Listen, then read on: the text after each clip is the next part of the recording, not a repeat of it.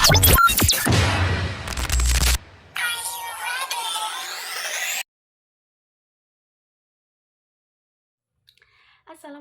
warahmatullahi wabarakatuh.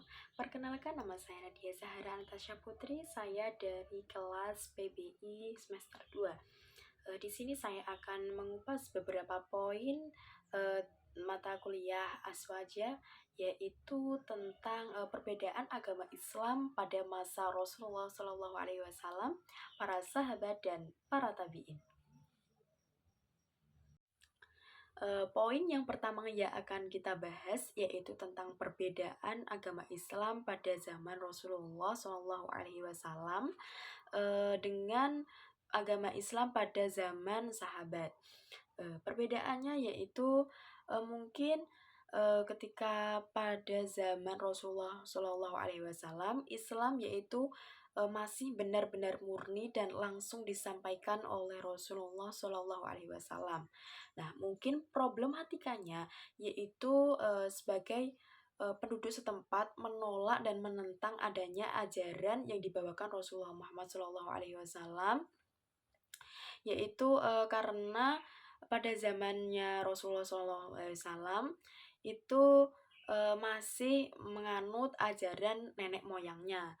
Nah, untuk agama Islam pada zaman Rasulullah, mungkin kendalanya dan problematikanya ada beberapa perperangan antar sahabat, terus ada kodifikasi Al-Quran, ada beberapa nabi-nabi muncul karena kepalsuannya.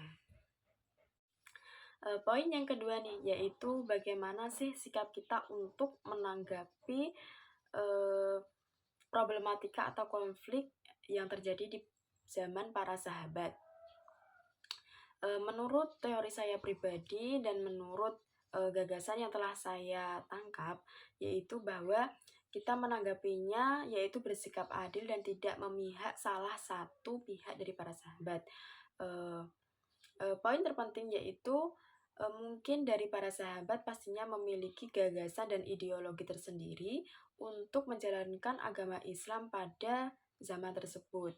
Nah, sebaiknya ketika kita menghadapi masalah seperti itu, kita bicarakan dengan hal-hal secara baik-baik, yaitu seperti musyawarah, bagaimana jalan keluar yang baik untuk mengatasi masalah tersebut, dan tidak dengan cara kekerasan ataupun merugikan salah satu dari pihak yang telah bersangkutan.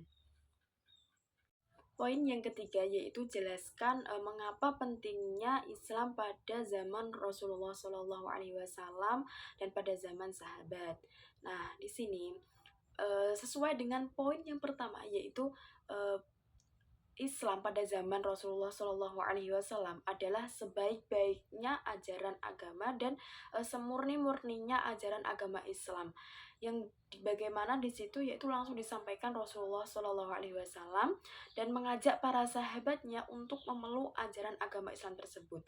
Jadi poinnya di sini, Islam di zaman Rasulullah SAW masih benar-benar murni dan sudah dibuktikan kemurniannya melalui wahyu yang disampaikan oleh Rasulullah SAW, yaitu dari beberapa wahyu yang diterima dari malaikat Jibril yang telah kita saksikan sekarang, yaitu Al-Quran ya, yang telah dijaga kemurniannya sampai akhir zaman pun.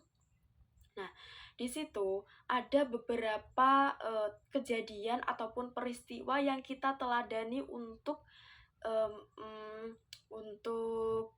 menanggapi bagaimana problematika dan permasalahan serta keadaan yang kita lalui di zaman sekarang. Jadi kita bisa berkiblat dan mengikuti dari zaman Rasulullah SAW hal-hal yang sudah terjadi dan kita tangkap sebagai pelajaran yang sebagaimana kita anut untuk menjalani kehidupan di zaman sekarang, seperti itu.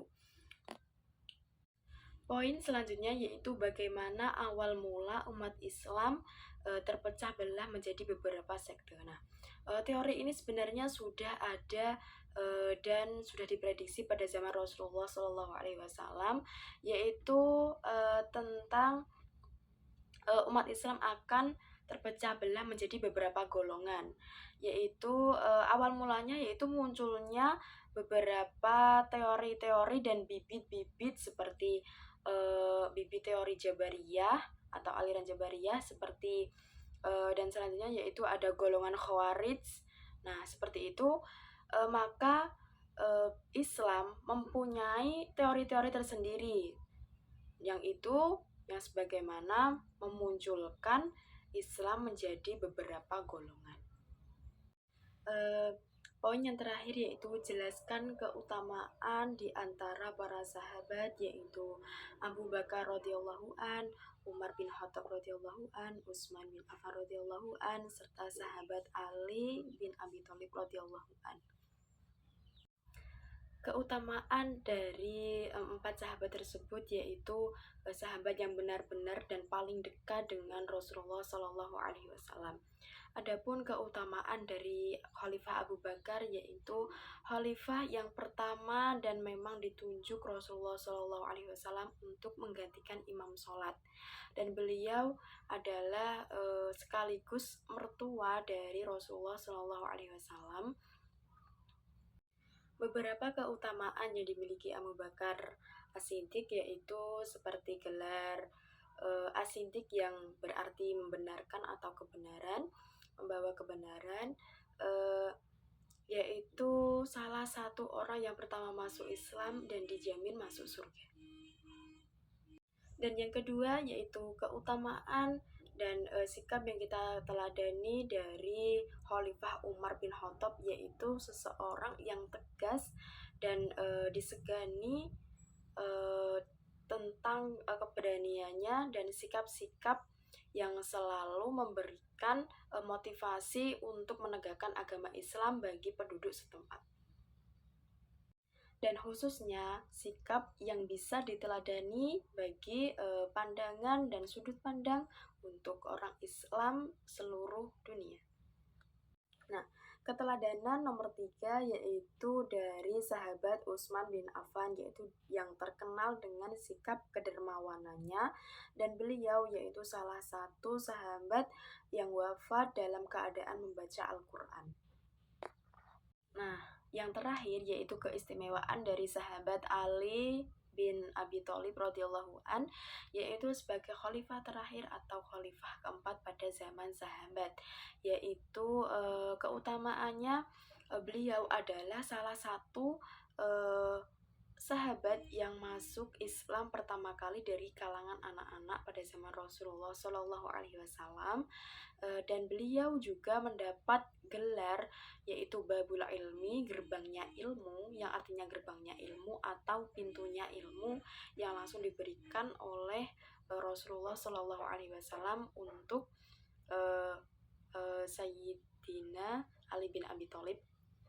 Beliau yaitu sepupu sekaligus menantu dari Rasulullah Shallallahu Alaihi Wasallam, yaitu yang menikah dengan putri beliau yaitu yang bernama Fatimah Az-Zahra.